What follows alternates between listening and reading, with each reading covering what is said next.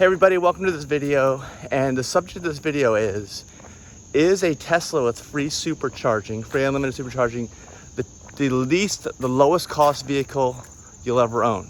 That's the question, all right? Because right now I'm recording this is 2022. I've done a few videos over the years. Denise is not too excited about this. She thinks this is dull and boring. But I bought my Tesla. I initiated the order at the end of 2016, delivery in 2017. It was by far the most expensive car I'd ever bought. The sticker was like $107,000, okay?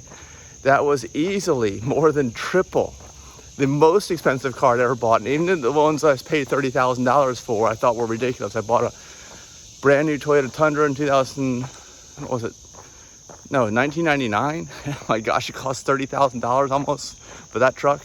Then I think I bought an Acura that also cost almost $30,000. That was a CL 1998. Then I bought, and before that I'd only paid $15,000 for a Civic in 92, which I thought was a lot. These are brand new prices, by the way. And I drove all these cars to the grave, basically. I got all my money out of them, as I should have. The other ones I bought were my Lexus that you're driving right now. That also cost around $30,000. And when my Civic died, my $15,000 Civic, I had to pay double, had to pay $30,000 for that car.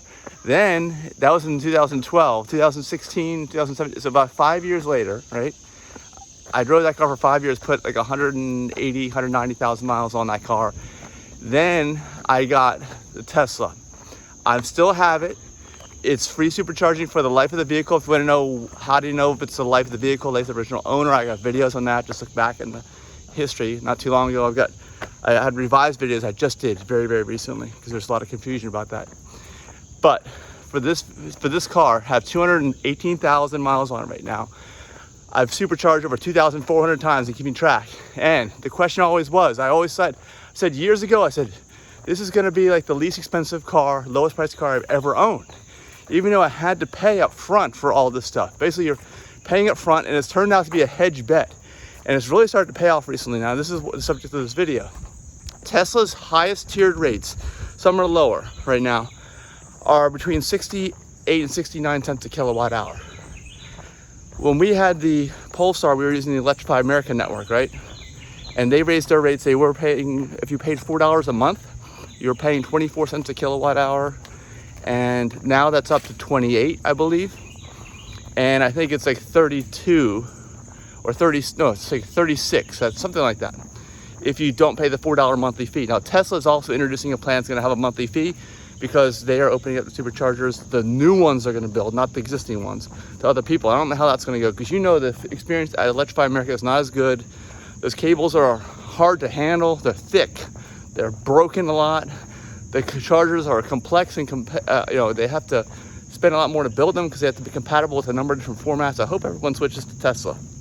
That's what I hope. But what I want to tell you is I did some math calculations yesterday. And based on the new prices of like 70 cents a kilowatt hour, which is, by the way, double what it was 4 years ago. And of course, I've had my car for more than 4 years, so it's even more than that. These prices have probably tripled, I'd say, the max prices that they're charging since I bought my car. But if I were to calculate in, I think it was a reduced amount. I think it was something like 50 kilowatt hours per charge because I have a 90 kilowatt pack, or 45 at 70 cents a kilowatt hour times 2,400, something like that, approximate. It was about $85,000, right? We figured out at today's prices. Mm-hmm. And I paid $107,000 for the car. So we're pretty darn close already at today's rates. And do you think they're going to go down over time? I'm curious, what do you think looks down with the rates? Prices are just going to go up. They're just going to go up? Because remember we went over and visited Mark Hanchett over at Atlas, and hello to Mark if you're watching this. He said that he envisions a future where all electricity is going to be free. But that would be if you got it from solar panels, I guess. Yeah, if it was all solar or wind, maybe. I don't think anyone's going to give away their electricity.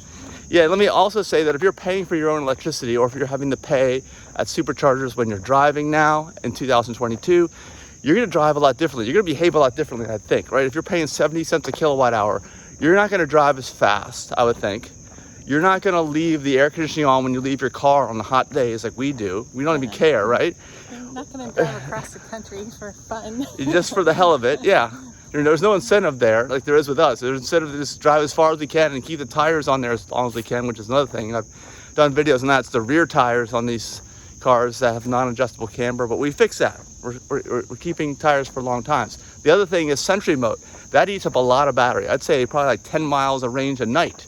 But we don't care. I just leave it on, you know, because I'm not paying for the electricity. But if I was paying for the electricity, it would be, you know, a lot of these habits would be so much different. So the whole experience is so much different. And I saw, if you want a Plaid, for instance, you're never going to get free unlimited supercharging. We're not talking to Plaid owners. I saw a meme, I shared it recently here on the channel too. It showed a Plaid owner was like some really, you know, good, obviously good dressed, you know, has a lot of money, probably a really good golfer on the golf course. You saw that was the Plaid owner. And then the free supercharging guy was totally overweight, had a giant beer gut, obviously was a bad golfer, had all these mismatched clothes with loud colors and everything. That was the free supercharge. And everybody, it was pretty funny. It's pretty funny when you think about it. Because like I said, Plaid will never get free supercharging. That ended a while ago, actually. But Plaid is new, and so it's never going to get it. And by the way, the reason they did all this too is to encourage demand, right? There wasn't much demand back in the day. Everyone was making fun of the company and saying they couldn't afford them anyway.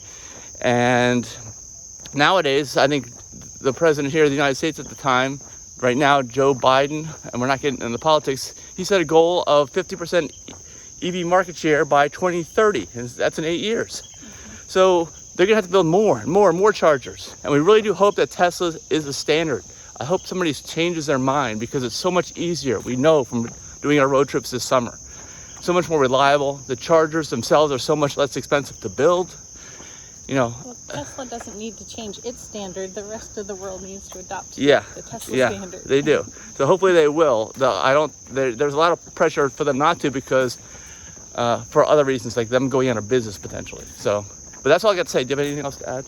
No, that's it. All right, let us know your thoughts in the comments. Subscribe if you got some value, and we'll see you in the next video. Bye-bye.